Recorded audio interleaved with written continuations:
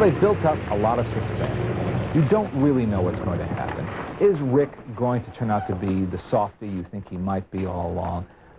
Is Ingrid Bergman going to be loyal to Paul Henreid? Where will Claude Rains' loyalty ultimately go? They still didn't know at the very end how they were going to make all these threads come together and pay off in a satisfying way. And while you're sort of expecting a happy ending, the happy ending in this film is not a clear-cut one. Happy for whom? If you don't mind, you fill in the names. That'll make it even more official. You think of everything, don't you? And the names are Mr. and Mrs. Victor Laszlo. But why my name, Richard? Because you're getting on that plane. I don't understand. What about you? The movie legend is Ingrid Bergman never knew which of the two men she was going to leave with at the end of the film. But as Al Jean Harmons points out in her book about Casablanca, which came out last year and is the last word on the film, there could really have never been any doubt, because remember, it was shot during wartime. I've got a job to do, too. Where I'm going, you can't follow. What I've got to do, you can't be any part of. Ilsa, I'm no good at being noble, but it doesn't take much to see that the problems of three little people don't amount to a hill of beans in this crazy world. Someday you'll understand that. Can you imagine it being possible in the middle of World War II that Ingrid Bergman would not get on the plane with the resistance hero, but instead would stay behind with the professional drunkard, as he describes himself? That wouldn't work. The question was how to make it credible that she would leave, and it hadn't worked until they brought Victor Laszlo, Paul Henreid, back, at which point Ingrid Bergman couldn't protest anymore. She would have given herself away. Transit, isn't that true, Ilsa? Yes. She tried everything to get them, and nothing worked. She did her best to convince me that she was still in love with me. That was all over long ago. For your sake, she pretended it wasn't, and I let her pretend. I understand. Here it is. Thanks. I appreciate it. And welcome back to the fight. This time I know our side will win.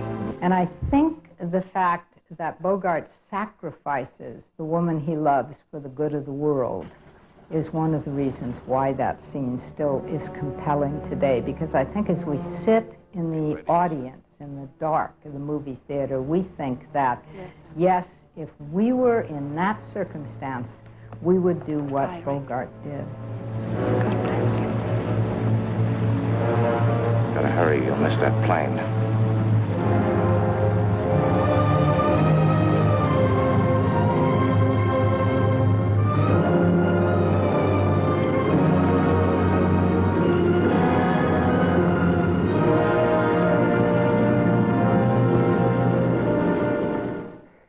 In the play, Major Strasser leads Bogart off to jail, and the curtain comes down, and nobody wanted that ending.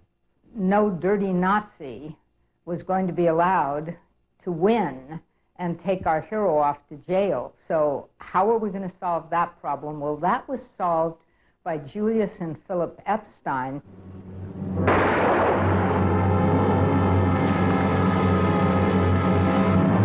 My brother and I were driving to the studio. I know the exact spot on Sunset Boulevard, just below Beverly Glen. We turned to each other and said, round up the usual suspects. Round up the usual suspects. The whole ending was there. Round up the usual suspects for what? For a murder. Well, who would the audience like to see murdered? The Nazis. Who would they like to see pull the trigger? Bogart. Who would they like to see cleaned up? Rains. We weren't quite out of the woods. My brother and I were walking back to our office from the green room, the lunchroom, and we were being hailed.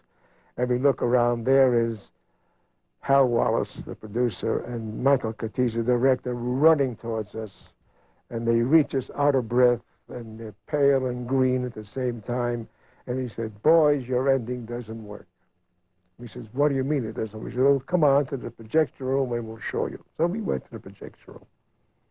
And I can't understand it. This is the way they cut the scene. Major Strasser has been shot. Round up the usual suspects. Major Strasser has been shot, round up the usual suspects. Nothing. We said, how can you do it this way? he's got to say Major Strauss has been shot. You got to cut to Bogart looking at Range. You got to cut to Range looking at Bogart. You got to cut to Bogart looking back. And then he says, round up the usual suspects. Major Strauss has been shot.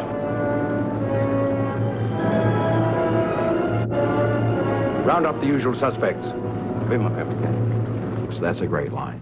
It's not often that you get in one scene in a movie 3 or more lines of dialogue that are famous 50 years later. Isn't it funny that with all those highly paid, highly respected writers working on this film, the last line was apparently written by the producer of the movie, Hal Wallace, and it was dubbed by Humphrey Bogart in a sound recording studio a month after they shot the scene. Louis, I think this is the beginning of a beautiful friendship.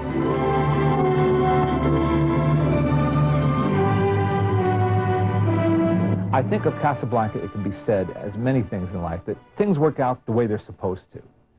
There were a lot of almosts, a lot of things that might have changed, but this is the ending that the film was always meant to have. I really believe that.